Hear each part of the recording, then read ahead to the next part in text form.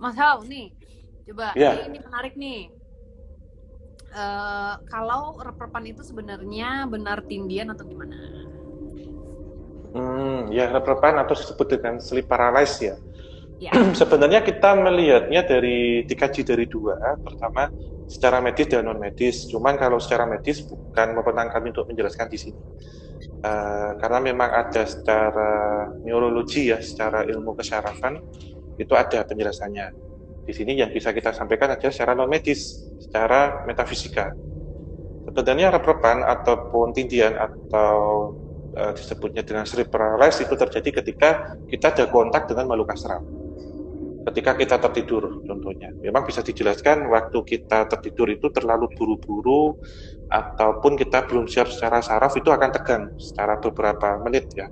Tetapi sebenarnya kalau kita jelaskan secara metafisika, ini terjadi ketika makhluk astral yang semula mengamati atau mengikuti itu sebenarnya sudah menempel dan mereka menunggu suatu momen ketika kita sedang akan tidur. Karena tidur ini kan pasti akan memasuki namanya alam bawah sadar di situ.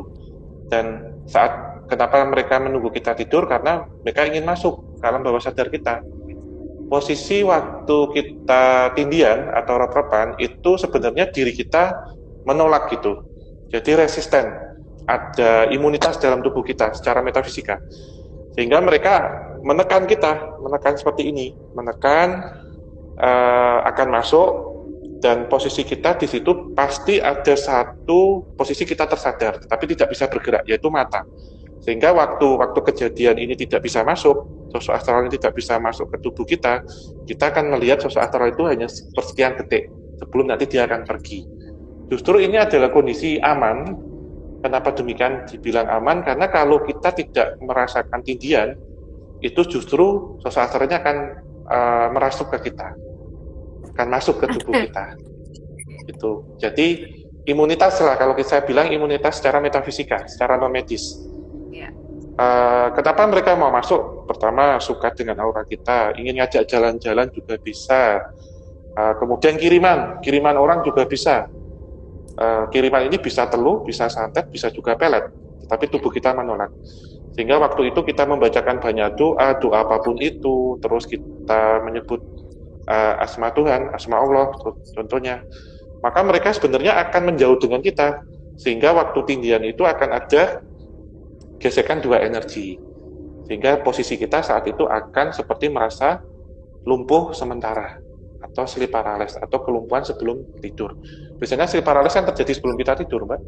Ya, Waktu betul. kita gini berbaring terus kayak ditindih tubuh kita. Belum lep gitu.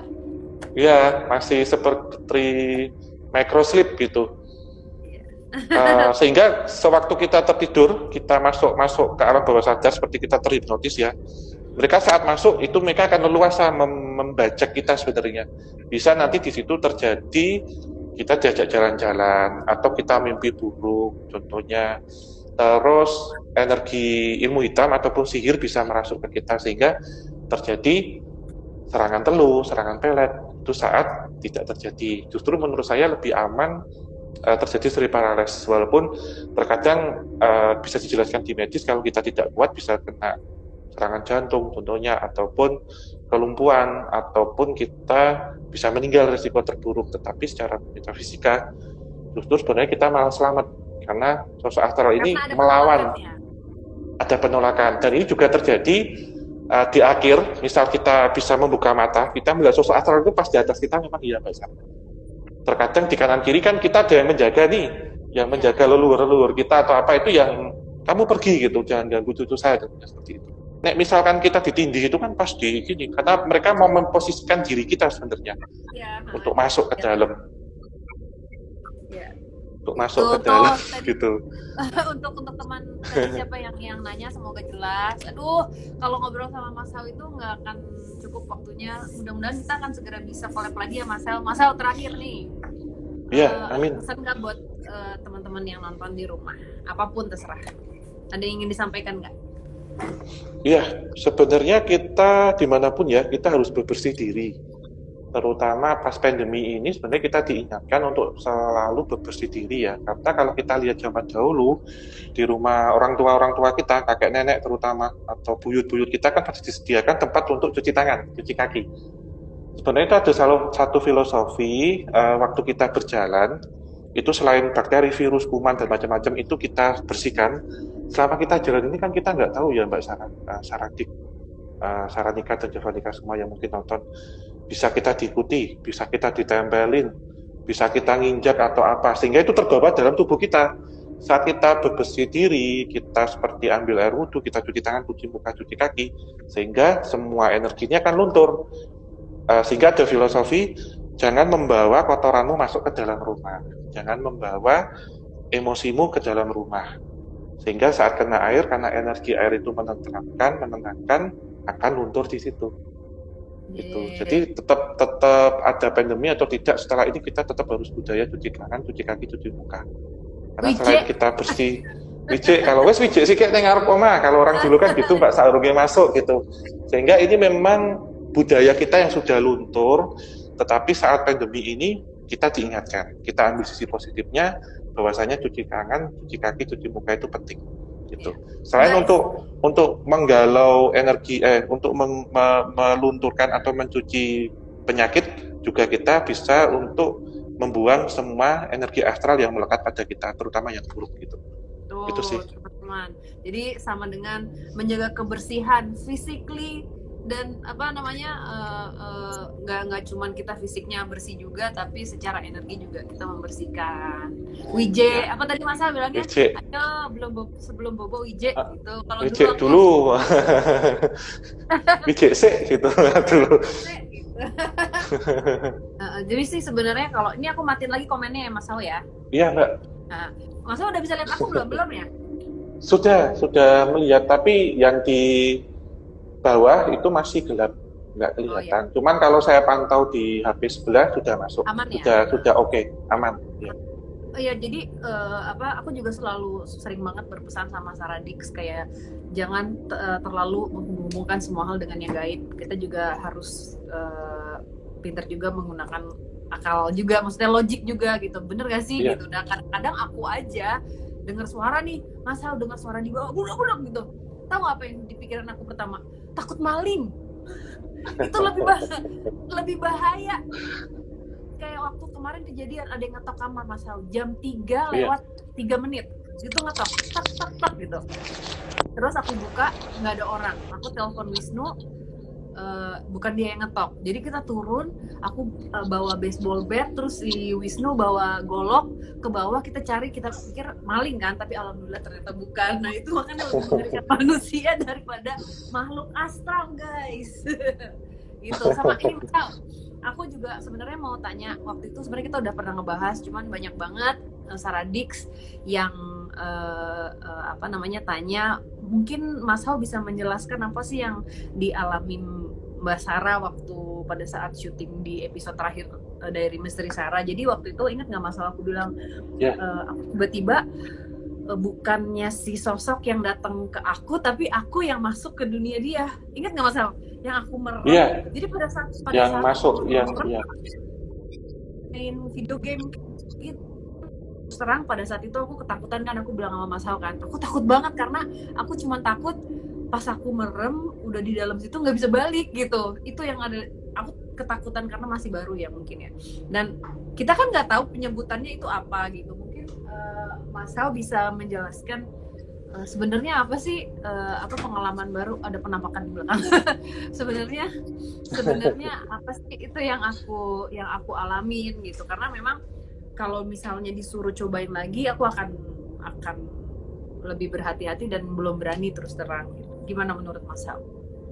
Iya, sebenarnya kalau konsepnya masuk ya Mbak ke dimensi sana ya, posisi kita yang ke sana, itu sebenarnya sebagai bagian kecil dari astral projection, atau orang Jawa menyebutnya dengan rogo sukmo. Jadi biasanya mereka yang akan menghampiri kita, tetapi di sini kita yang akan menghampiri mereka, sehingga sebagian dari tubuh kita ini akan keluar, software kita lah, root atau sukmonya kita berpindah. Sebenarnya risiko terburuk jika ini tidak bisa mengendalikan, itu adalah bisa mati suri lah yang paling ini, karena kita kan berpindah ini, jadi kita yang akan masuk ke sana, menembus ke sana sebagian dari diri kita. Memang kalau dengan metode ini kita bisa merasakan kondisinya itu secara real, karena kita masuk ke sana ya.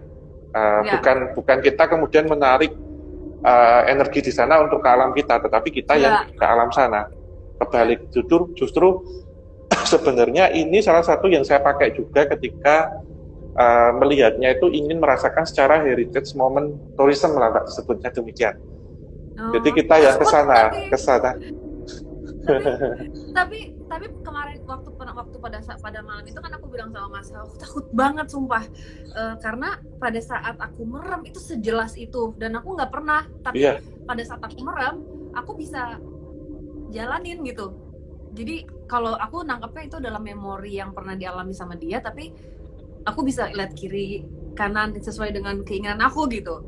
Tapi benar-benar aku saking takutnya aku mau yang si Fadi, suamiku sama Wisnu, pokoknya jangan diam megangin akunya, harus ada gerakan. Takut soalnya. Aku cuman ketakutan aku adalah kalau pindah terus gue pas melek gitu sama gimana, itu sih yang aku takutin. Iya, soalnya kalau pas itu juga risiko ini, Mbak, risiko gampang dibajak juga sama sosok astral, karena pasti kan kita ada 4 susunan nih, ada 4 kembaran kita, salah satu itu lepas, itu nanti bisa yang akan dimasuki sosok astral. Ataupun kalau satu ini tidak bisa kembali, sedulur papat kita itu salah satu nggak bisa kembali, risiko terburuknya bisa ini sih, bisa error ataupun bisa hilang ingatan sementara. Sehingga beberapa orang yang melakukan ini, yang gagal, itu mengalami gangguan jiwa, Mbak Sarah. Iya, aku percaya itu. Karena emang serem banget, dan terus terang kalau misalnya semuanya pada nanya gimana bisa kayak gitu, aku sama sekali nggak tahu. Jujur, aku nggak tahu. Itu tiba-tiba gitu. Dan itu pada malam itu memang aku udah tanya Masal, tapi Masal yang it's okay gitu-gitu. Tapi memang terus terang aku takut, dan aku emang nggak mau gegabah dan nggak mau sembarangan, guys. Jadi aku nggak akan mau gitu lagi, aku akan mikir dulu gitu, karena emang tidak segampang itu, dan pasti ada risikonya gitu ya, Mas ya. Ya benar, Mbak. Ya ini harus pelan-pelan sih, nanti harus terbiasa juga. Setidaknya sebenarnya ini sih, Mbak, kebiasaan ya, soalnya nanti kita tahu kapan kita akan datang, kapan kita akan pulang. Soalnya yang menjadi masalah itu kita akan pulang, karena kadang keasikan di situ, terus ditahan-tahan sama mereka, nanti dulu gini-gini. Setelah itu kok kita ada yang sampai merasakan sudah berhari-hari di sana, pas bangun-bangun di ruang ICU, ada gitu juga, Mbak. Karena selama ini ternyata si orang ini mengalami koma gitu, tapi nggak ngerasain apa-apa. Karena kejadian-kejadian astral projection, ada yang disengaja, yang dia harus semedi dulu atau pas posisi tertidur kemudian terbangun, itu resiko terburuk nggak bisa kembali, atau 3 saudaranya ini nyusul, sehingga kita hanya tersisa 25%, hanya tersisa 1, sehingga pas terbangun kondisinya pas di dalam kain kafan, itu ada juga seperti itu. Gila, bahaya banget berarti ya ini. Aku sambil nyatet dong. Iya, Mbak, itu memang harus ada yang bimbing sih, harus misal saya sama Mbak Sarah berdua atau apa, nggak bisa sendiri. Termasuk saya dulu kan beberapa kali, Mbak, misal kembali ke zaman kolonial gitu, terus kembali ke pertengahan tahun 60 gitu juga kan. Tapi merasakan beneran, Mbak, seperti yang Mbak cerita, jadi kayak pakai virtual gitu, kacamata virtual, kita lihat kanan kiri. Orang, aku bisa yang kemarin itu kan ada kaca, pas pada saat ngaca, bukan aku, si cewek ini. Terus ada kertas ada di depan aku tuh, ada kertas, aku bisa ambil, aku bisa buka, tapi Pak, ada batasannya. Cuman maksudnya aku bisa leluasa melakukan apapun, aku bisa jalan kemana, tapi kayaknya jalannya itu tidak akan bisa keluar dari memorinya si sosok ini. Jadi tidak seleluasa itu juga gitu. Dan memang aku, karena aku bawel, kayak aku ngomong terus, jadi emang sengaja untuk supaya aku nggak mau, karena takut banget nggak mau terlalu dibawa ke sana gitu. Jadi aku kayak sengaja ngomong terus kayak gitu, orang sampai lihat kandang ayam aku takut, karena takut ayam. Iya Mbak, kita di situ harus ada ini, harus ada guide-nya sih, harus ada pemandunya. Soalnya Iya, iya, pemandu iya. di sana ya, jadi yang kayak nemenin kita. Soalnya di situ kan banyak ruang, banyak tempat, bisa loh Iya. nyasar Mbak itu. Nyasar terus nggak bisa pulang, apalagi di situ ada cahaya yang terang, bisa kejadiannya masuk ini portal antar dimensi gitu. Makanya ngeri banget tuh, Bingung. bahaya. Jadi kalau misalnya pada nanya itu apa namanya, aku sama sekali nggak tahu karena emang ya terjadinya ya natural aja gitu. Aku sama sekali nggak tahu apapun, makanya sama sekali clueless. Jadi untung kita bisa ngobrol. Ntar kita akan lebih banyak ngobrol ya masalah private ya. Oke, Iya, pasti Mbak. ini sebenarnya aku mau ada nyimpen pertanyaan dari banyak teman-teman karena kan banyak banget juga yang memang suka explore lokasi berhantu nih. Aku kalau menurut Mas Hao itu bahayanya apa sih pada saat explore lokasi yang dikenal angker atau berhantu? Bahayanya secara energi gimana sih Mas Hao sebenarnya? Iya, ini sebenarnya kalau kita datang ke lokasi angker, wingit, sakral ataupun dikeramatkan itu terbagi menjadi 4 sebenarnya: angker, keramat, sakral, angker, keramat, sakral, satunya itu serem gitu. Ini. Jadi kalau kita datang ke tempat angker, angker itu sebenarnya tercipta dari sugesti orang atau tempat itu sendiri diciptakan dari masyarakat di sekitar.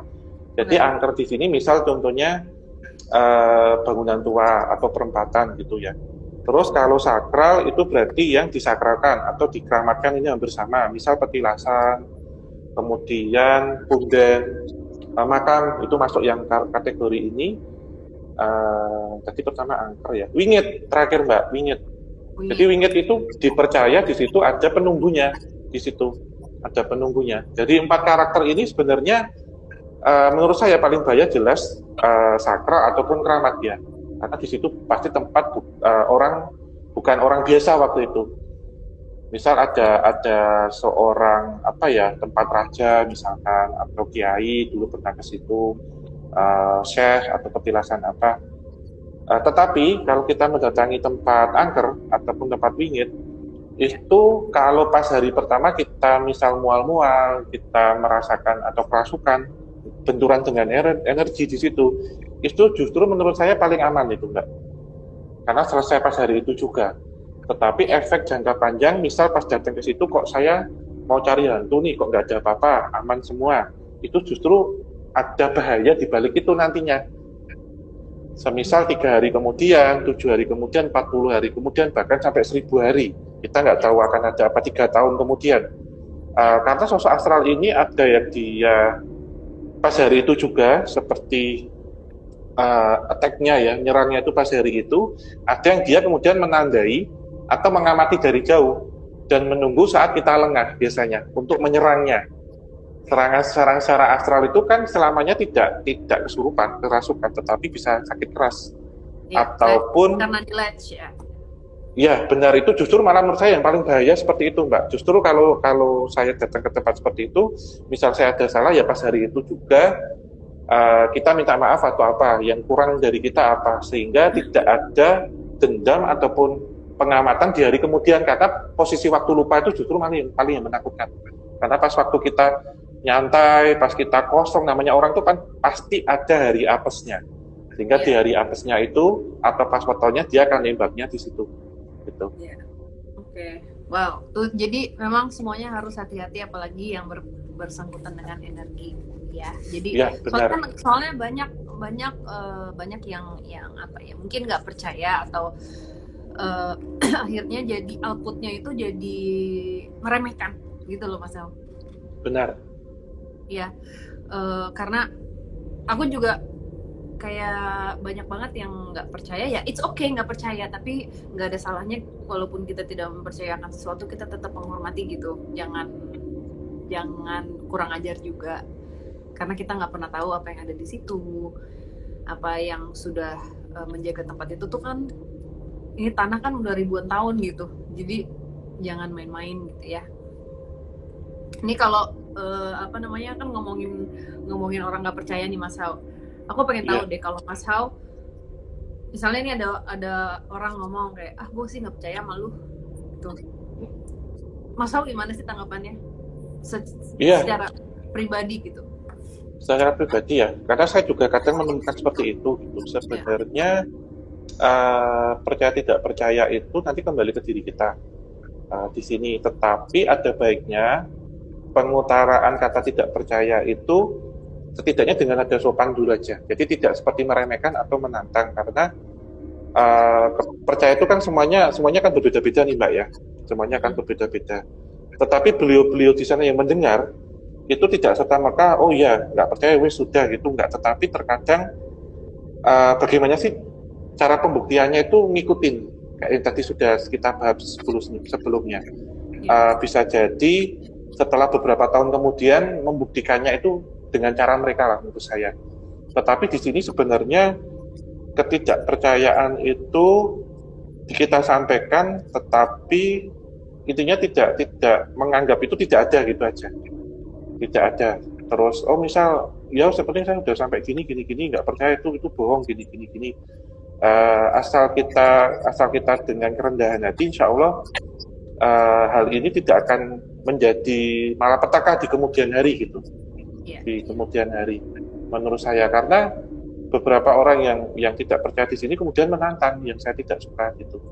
Oh betul. Menantang banyak dengan seperti itu, buktikan ke saya gini. Memang tidak akan pada hari itu, tetapi mereka yang sudah mendengar itu kan merekam juga dan mencari waktu yang tepat, setidaknya untuk eksistensi saja. Eksistensi di sini kan macam-macam ya, misal dengan dibenturkan dengan suatu masalah ataupun dibenturkan dengan keadaan. Terkadang tidak kemudian langsung nongol penampakan, tidak Mbak Sarah, tetapi kondisi di situ, kondisi tertentu. Misal dia pas mengalami penyakit parah, ada seperti gambaran tertentu, melihat sesuatu makhluk astral tertentu, sehingga ini akan merubah mindset nantinya. Sehingga ada orang beberapa yang mengalami seperti mati suri apa itu baru bisa percaya setelah kejadian itu, karena mereka seperti ditunjukkan alam kematian itu seperti apa, tentunya seperti itu, terus proses-proses di dunia astral itu seperti apa. Perjalanan spiritual sebenarnya nanti akan ditunjukkan seperti itu. Jadi bukan terus ada penampakan, kerasukan atau apa, tidak seperti itu.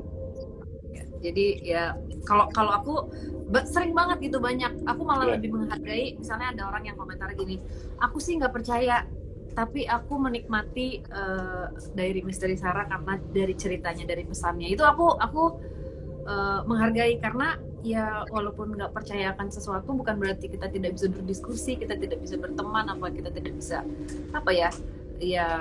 coexist, atau ya kita hidup berdampingan. Pasti dari 5 orang ini semua masing-masing kan akan ada pandangan masing-masing akan suatu hal gitu. Jadi nggak apa-apa tidak percaya, tapi tetap harus menjaga kita saling menghargai dan jangan sampai kita congkak terus merasa bahwa apa yang kita percaya itu paling benar gitu ya Mas Hau ya kali ya. Iya, kurang lebihnya demikian sih sebenarnya. Ada toleransi juga menurut saya, toleransi karena setiap orang itu sudut pandang dan opininya beda-beda. Tetapi ketika itu tidak sama, sebenarnya kita punya pendapat sih, tetapi tidak kemudian membuat pendapat orang lain itu harus ikut dia, itu juga nggak boleh sebenarnya. Karena alam semesta ini apa yang dipercaya. Ya kurang lebih demikian Mbak, karena alam semesta ini sebenarnya punya cara-cara tersendiri, setidaknya untuk menunjukkan atau menegur gitu menurut saya. Termasuk ini nanti kembali ke kita juga, bagaimana kita menyikapi seperti itu. Oke, yaudah teman-teman, terima kasih ya. Kami di sini tidak ingin memaksakan apa yang kami percaya untuk kalian percaya. Kami di sini hanya ingin berbagi cerita. Dadah. Mas Hau, dadah, salam rahayu. Ya, salam rahayu mugi pinaringan rezeki sagung dumadi. Terlalu rahayu. Assalamualaikum warahmatullahi wabarakatuh. Sampai jumpa lagi semua.